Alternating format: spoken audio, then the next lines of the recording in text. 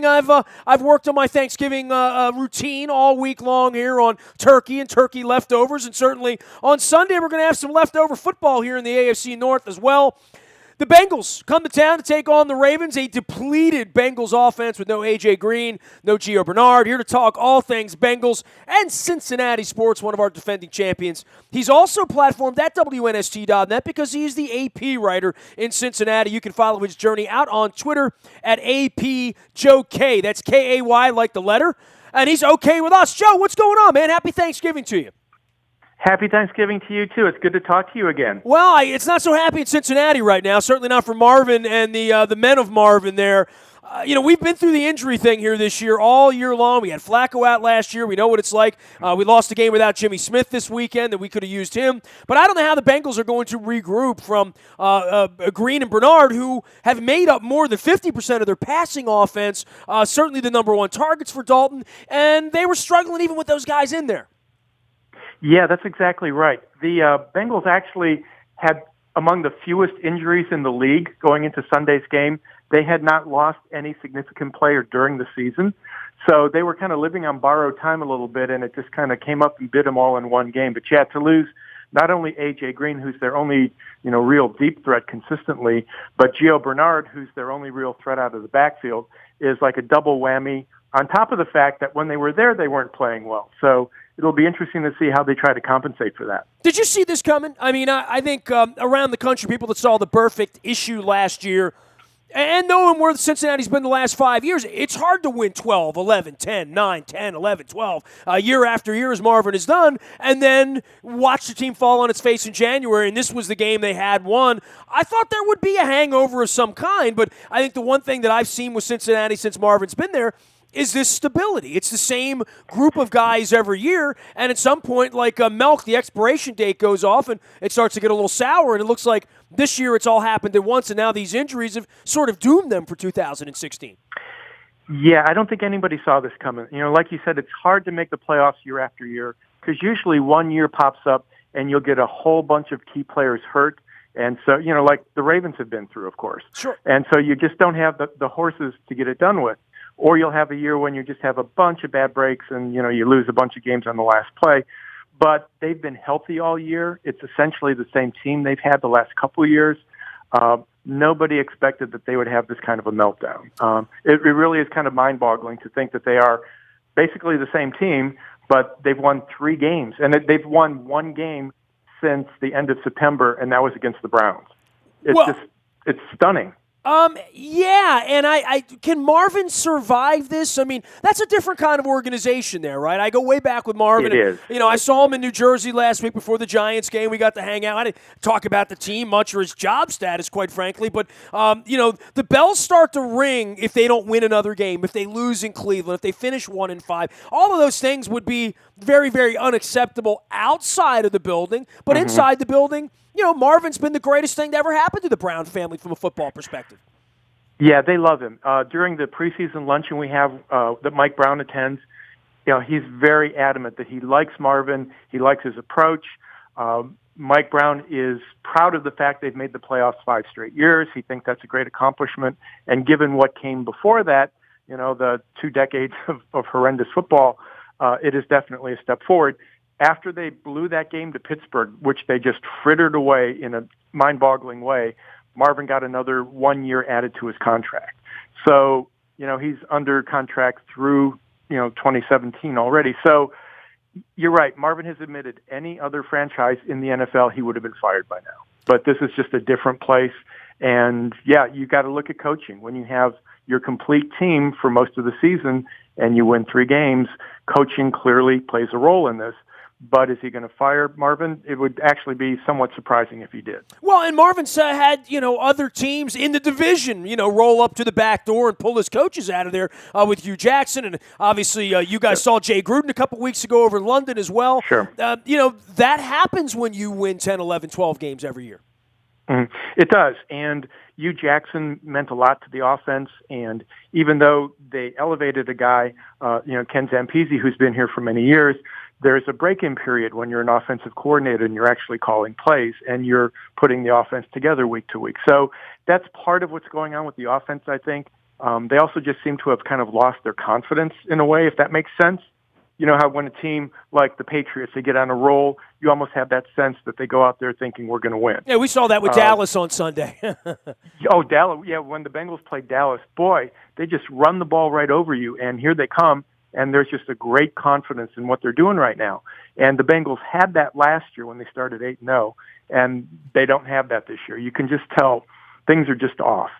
He is Joe K. You can follow his journey out on Twitter at APJoeK. He's also at WNST.net as part of the Associated Press team in Cincinnati and the AP.org as well. Offensive line's been a real problem there, right? I mean, all the way around, that's been probably the biggest disappointment. I watched the Redskins game that morning. I watched last Monday night, the end of the Giants game. It looks like the offensive line that made it look very, very easy, especially in beating the Ravens as much as they have over the last 3 or 4 years. It looks like that's a real struggle for them right now, and that's been a struggle for the Ravens too. Yeah, I think you're right. I think that's probably one of the two biggest disappointments they have. I mean, Dalton has been sacked among the most in the league, and last year and the year before they were very good at protecting him. There's only been one change on the line, Cedric Aboihi at right tackle, his first year starting a tackle. So there's been sort of that rookie adjustment going on, but the whole line has really not performed as well as it has in the past. And it shows in their run game, which has been virtually non-existent for much of the season, and as well as protecting Dalton. And if you can't protect your quarterback or run the ball, you're in trouble. So that, and also their defense has, this is a veteran group, and it looks like some of these guys have maybe just hit that point where their production has fallen off. They've got a lot of guys who are older, and guys who were stars are just not playing up to that star level. And teams can run on them. 3 games this year, they've given up 180 yards rushing. So, and you never used to see that with this unit. So, yeah. So those two things I think are the most glaring things that jump out at you. In Green and Bernard being out, I mean, it really is a nightmare scenario for them. I don't know how you fill those voids, and certainly in the year we've already let Sanu and Marvin Jones get away as well. There's not much there in the way of depth beyond Boyd, right? That's correct. There's not much. I mean, Brandon LaFell was signed and brought in, but he is not a number one receiver. He's more of a complementary receiver. And then, you have youth and inexperience behind him for the most part. The other option they have is Tyler Eifert. But interestingly, after A.J. got hurt on Sunday, you saw the Bills doubling Eifert and taking him out of the game. So, yeah, it's going to be a real struggle no matter how they look at this. Some young guys are going to have to step up, but defenses really will be able to take a lot of things away from them. No chance Marvin's calling Chad Ochocinco, right? No, zero. Absolutely zero. That is one thing you can take to the bank. He's done with him. Oh, man. I mean, there was that era, though, right? It was fun for a couple of weeks when he was eating popcorn and whatnot, right? Oh, boy. That was quite a time. When they had both him and Terrell Owens here that one year, and they had the Tiocho show on their cable show, it was interesting, to say the least. It was must-see television. He is not coming back. He will not be back. Joe K joining us here from Cincinnati as the Bengals come in. Where's the community there with Vontaze Burfict? I mean, the one thing that I see when I watch the Bengals play, and I've seen 4 or 5 games this year, he's your best player, right? I mean, you like him, hate him, however it goes, whatever blame is cast upon him for last year, and there should be plenty, quite frankly, because the game was won if you don't have rabbit ears, and you're moving on. He plays the villain role, certainly outside of Cincinnati, but they sort of need him now. He's definitely their best player with no A.J. Green around. Yeah, he is their best defensive player by far, and he served the suspension to open the season in part for the late hit on Antonio Brown to the head that cost him the game, and he came back and he's been kind of getting back into form, and he's now back to playing really, really well now. The downside, and again you saw this on Sunday, he hurts his neck on the first series, comes out, and then later in the first half, he comes in late on a hit. The Bills' top receiver is already on the ground. He puts his head down and goes into him. There's helmet-to-helmet contact. And it wasn't flagged, but it's that kind of thing where there are just those moments where he does stuff that is not acceptable and is just silly, just absolutely silly. And so he's just still a powder keg to some degree. Well, and it doesn't reflect well upon Marvin, right? I mean, that would be Correct. The national part of this is that's not the way Marvin wants to play ball, but, when you're doing business with Vontaze Burfict, that's going to happen. Correct. That's kind of the deal with the devil, if you want to say it. He is just very, very, very good as a linebacker. You know, you watch them play. He is clearly their best player on defense. But then you have a couple plays a game where you just kind of go, "What the heck is he doing?" So, yeah, that's what you get. Defensive line, I mean, you mentioned the problems they've had there in stopping the run and giving up big plays. Atkins, Pecco, Dunlop, might this be like a total heart transplant at the end of this? I mean, are all of those guys done, quite frankly? That is a good question, and that is going to be one of the overriding offseason questions is those guys, that core, of Geno Atkins, who gets push up the middle and is not getting it this year. Carlos Dunlap on the end, because the push isn't coming from the middle, teams can kind of handle him better. Michael Johnson has not been what he was in the past. Pecco, their combined production is way down. Now, have they gotten older? Is it time to really start looking for replacements? That certainly is a question that they need to look at. And I doubt that all of those guys, on most teams, there would be changes in that core in the offseason.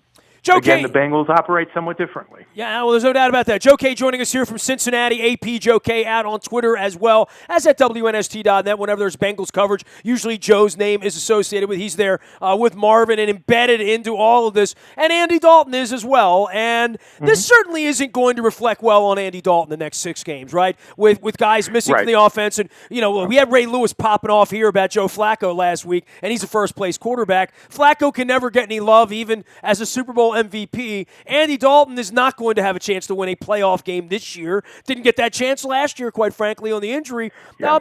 Where's the franchise with him? And certainly with McCarron looking pretty good at different points last year. McCarron is a good question. They're committed to Dalton, and Dalton played very well the first half of this year, even though the wins weren't there. It wasn't his fault that they were losing games. Last year was his breakthrough year. He was one of the top passers in the league, and he played like that for the first half of this year. And you're right, he's wearing handcuffs now. He's not going to have any targets. He's going to be under pressure. It would be hard for anybody to succeed in what he's going to have to deal with from here on out. McCarron, you're at the point where are you going to keep this guy, behind him? There are a lot of teams that would love to have him as a quarterback and give you a lot in a trade. So if you want to restock the defense, you can get some draft picks here for a backup quarterback. So, yeah, that is, again, one of the questions they really need to look at in the offseason is now the time to trade A.J. McCarron.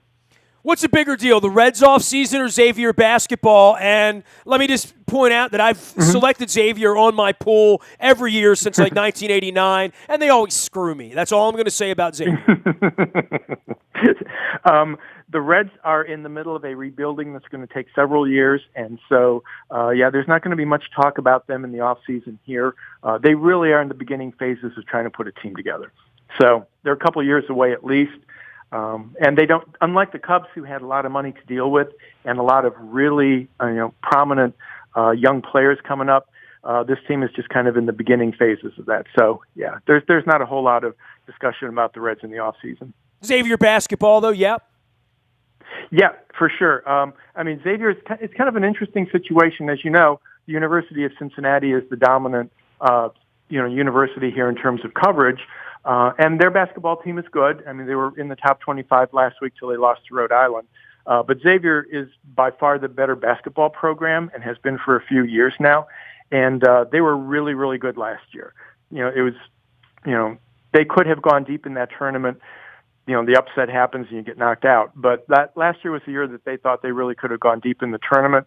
They've got the core of the team back. They've got some injury problems right now. But once they get everything together and the new guys kind of figured in, they ought to be really good heading through the rest of the year. Well, we got to look at Georgetown last week from Maryland's perspective, and I know, you're going to see all that Villanova, Georgetown, Creighton stuff coming up in the season. I mean, we're in the Big Ten now. Everything's changing, right? But we'll be watching you guys out there as well, and we'll see you guys on Sunday as the Bengals come here to Baltimore. Happy Thanksgiving to you, Joe. Thanks for coming on with us. Same to you again anytime. Glad to. You got it. Joe Kay from the Associated Press in Cincinnati, Ohio. He is AP Joe Kay, as well as out at WNST.net for a lot of Bengals and Reds coverage, and Xavier and Cincinnati Bearcats coverage and all that good stuff out of Cincinnati. You can find me in the Bahia Toyota Audio Vault at any point here. Black Friday, holiday weekend, shopping, running around. We're doing it on the radio and out on the internet. Download the TuneIn Radio app. We come in crystal clear. You can listen when you want, where you want, to what you want. Podcastable, downloadable. It is WNST.net's Buy a Toyota Audio Vault. Our morning newspaper ships to your email inbox at 7 a.m. each and every morning. That is powered up by Planet Fitness and PlanetFitness.com. It's still $10 a month. You're going to need it after all the eggnog and the turkey and the pumpkin pie and the cranberry and all of that good stuff as well. Last but not least, breaking news happens first, and the Orioles finally announced the pitching coach on Tuesday morning. You got that first on the WNST text service. That's brought to you by Coons Ford of Security Boulevard. I can be reached anytime, anywhere. I'm a very available individual. Nasty at WNST.net is my email. It's been that way for like 20 years. Also, Facebook, Twitter, LinkedIn, Snapchat, Instagram, celebrating the holiday with some Thanksgiving memories as well, probably with my mom drinking beer on Facebook, because that's what we do. We're also out on Facebook Live, streaming as well as on our YouTube WNSTV channel. We are WNST.net, AM 1570, and WNST Towson, Baltimore, and we never stop talking Baltimore sports.